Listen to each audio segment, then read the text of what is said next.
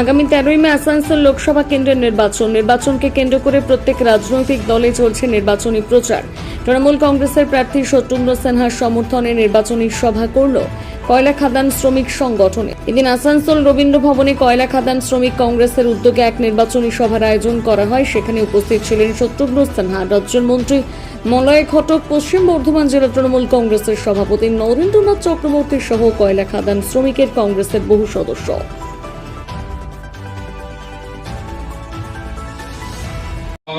उन्होंने देखा होगा 25-30 साल मैं भारतीय जनता पार्टी छोड़कर कहीं नहीं गया, लेकिन जब सर से ऊपर पानी हो गया, जब इतनी तानाशाही हो गई, और तानाशाही पे मैं कहना चाहूंगा, एक मिनट तानाशाही पे कहना चाहूंगा, क्या आप कह सकते हैं दुनिया में कोई लोकतंत्र का ऐसा प्रधानमंत्री होगा? जरा फूड फॉर थॉट, मानसिक आहार सोचिएगा, कोई ऐसा प्रधानमंत्री है जिसने 10 सालों के अंदर में एक प्रेस कॉन्फ्रेंस नहीं किया, एक भी प्रेस कॉन्फ्रेंस नहीं किया है? वो कभी गोदी मीडिया या कभी मोदी मीडिया के 2-4 दोस्त लोग मिल गए, वही बातें छपवाई जाएंगी जो वो कहेंगे, तो उनसे कुछ छपवा दिया, उनसे कुछ लिखवा दिया। क्योंकि आपने सुना होगा कि लश्कर भी तुम्हारा है, सरदार तुम्हारा है, लश्कर भी तुम्हारा है, सरदार तुम्हारा है, तुम झूठ को सच लिख दो, अखबार तुम्हारा है। इस देश के फरियादी जाएं तो कहां जाएं, कानून तुम्हारा है, सरकार तुम्हारा है। तो सब कुछ तुमने अपने अंदर कर लिया तानाशाही में, और इस तरह से आप कर रहे हो। एक प्रेस कॉन्फ्रेंस नहीं, रोज बरगला रहे हो लोगों को आप कह के आज ही कहा है, आज या कल कलकत्ता में कहा, बेंगलोर में कहा है, या शायद झारखंड में हमारे कहा है उन्होंने कि हमने 25 साल हो गए, आज तक कोई आरोप नहीं हम पे, कोई घोटाला नहीं किया आज तक हमने। आज ही कल में कह रहे थे माननीय प्रधानमंत्री जी। मैं आपसे कहना चाहूंगा, और घोटाला किसको कहते हैं? अभी मलय बाबू ने जिक्र किया, हिंदुस्तान का नहीं, दुनिया का सबसे बड़ा घोटाला हुआ है इलेक्ट्रल बॉन्ड घोटाला, चुनावी बॉन्ड घोटाला। और माननीय सुप्रीम कोर्ट ने घोटाले के बारे में कहा है अनकॉन्स्टिट्यूशनल, इलीगल, गैर संवैधानिक, गैर कानूनी, ऐसा घोटाला जो लोगों को बर्बाद करने की शक्ति रखता है, क्षमता है, ऐसा घोटाला किया है। और किसको कहा है? प्रधानमंत्री उसके हेड थे। जैसे पीएम केयर फंड का अभी तक हिसाब नहीं दे रहे, इलेक्ट्रल बॉन्ड का भी हिसाब नहीं दे रहे थे, वो तो सुप्रीम कोर्ट के जोर से, दबाव से वो बैंकों को खुल के सामने आना पड़ा, वरना कोई बताने वाला नहीं था। ये घोटाला, उस घोटाले की कुछ बातों पे आपको ये मलय बाबू ने कहा है, मैं एक दो वो बात कह दूंगा जो आपको सुन के बहुत ताज्जुब होगा, जो शायद पता नहीं हो आप में से। किस तरह से हमारे अधिकार को छीना जा रहा है, किस तरह से संविधान को हम लोग देख रहे हैं, धीरे धीरे उसको खत्म किया जा रहा है। जो बाबा साहेब भीमराव अंबेडकर ने संविधान को बनाया था, रचना किया था, उसको अभी ये बीजेपी के सरकार ने उसको मान्यता देने से भी इनकार कर रहा है। अभी जितने भी हमारे जो पिलर बोलते हैं हम देश का, जुडिशियरी जो कोर्ट है, वो कोर्ट भी आज जो हम लोग बोलते हैं कि ये इम्पार्शियल होता है, लेकिन हम लोग देख रहे हैं कि आज कोर्ट भी बीजेपी का सरकार का जो है उसका उंगली पर हिलाने से चल रहा है। और इसका खिलाफ हम लोग को लड़ाई करना है, क्योंकि देश का इंसान, देश का जनता अगर किसी पर भरोसा करता है तो वो कोर्ट पर भरोसा करता है, देश का संविधान पर भरोसा करता है। और आने वाले दिन में अगर यही नहीं रहेगा तो देश का जनता कहां जाएगा? आने वाले दिन में हमारा देश भी चीन का जैसा, रशिया का जैसा देश बन जाएगा जहां लोगों का कोई अधिकार नहीं रहता है।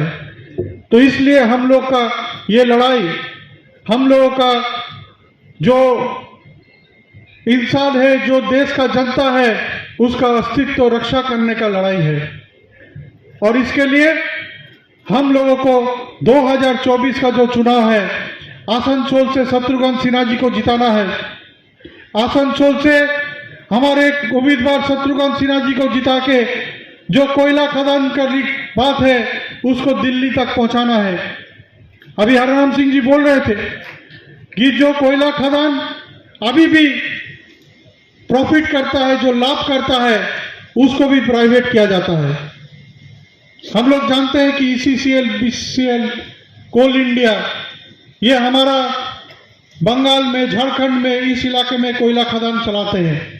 लेकिन अगर इसको प्राइवेट किया जाएगा तो आने वाले दिन में ECL नहीं रहेगा, ईस्टर्न कोलफील्ड्स नहीं रहेगा। आने वाले दिन में ईस्टर्न कोलफील्ड्स का नाम अदानी कोलफील्ड्स लिमिटेड हो जाएगा, ACL हो जाएगा।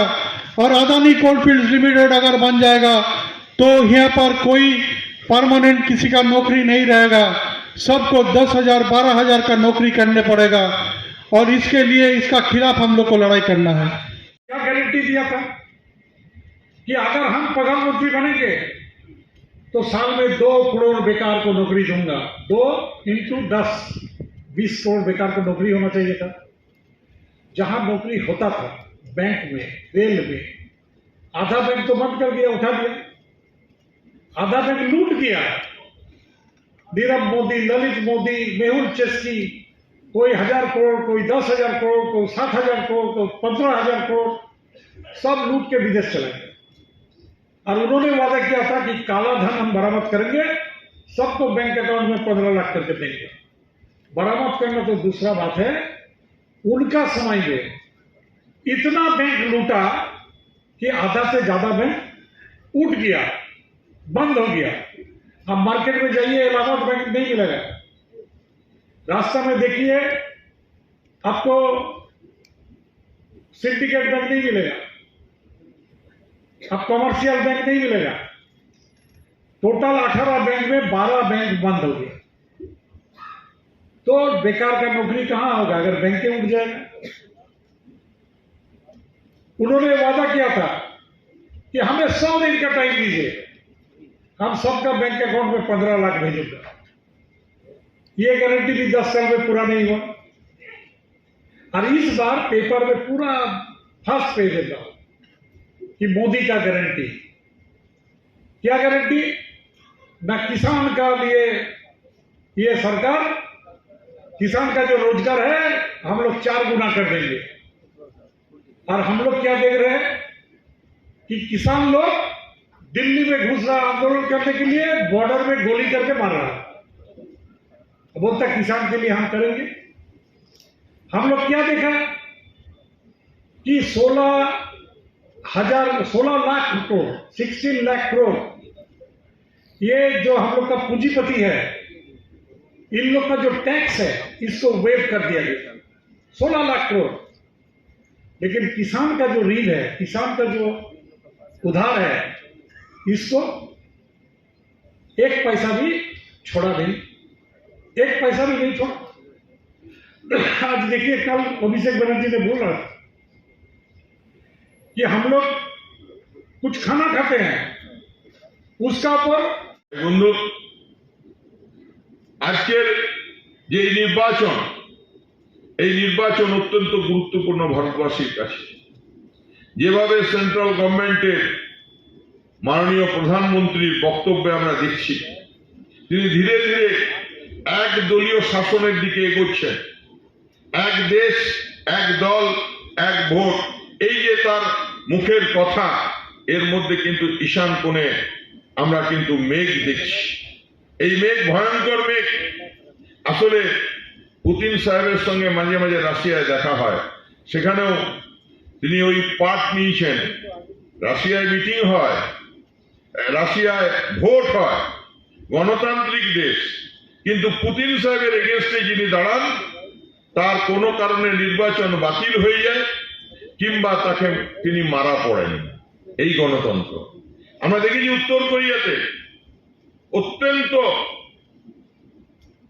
গণতান্ত্রিক দেশ, সেখানে সাধারণ মানুষ লাইন দিয়ে ভোট দেন।